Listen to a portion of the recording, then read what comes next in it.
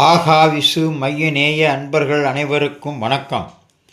இன்றைய பதிவு பா.பொ.மு. தேவர்.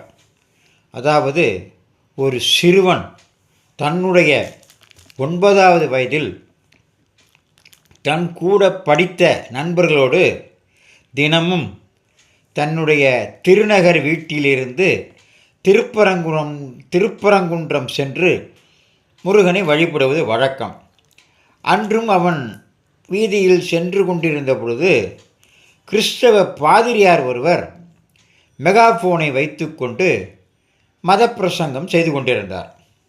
அந்த பிரசங்கத்தில் அந்த பாதிரியார் இந்து மத கடவுள் வழிபாட்டை குறை சொல்வதற்காக, ஏ மானிடர்களே, நீங்கள் நடக்கின்ற சாலைகளிலே போடப்பட்டிருப்பது கல்,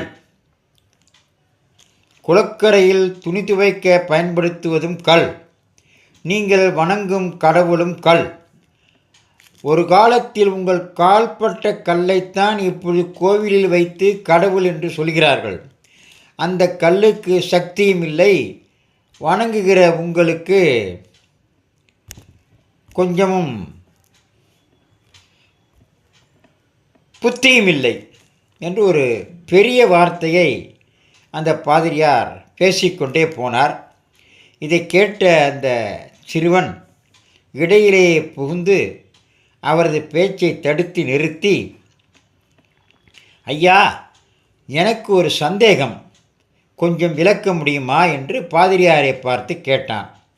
அந்த சிறுவனை ஏற இறங்க பார்த்து கூடியிருந்த கூட்டத்தை நோக்கி, மகாகணமிக்க மக்களே, இதோ இந்த சிறுவன் என்னிடம் கேள்வி கேட்கப் போகிறான். நான் இப்பொழுது அவனுடைய கேள்விகளுக்கு விளக்கமாக பதில் சொல்லப் போகிறேன்.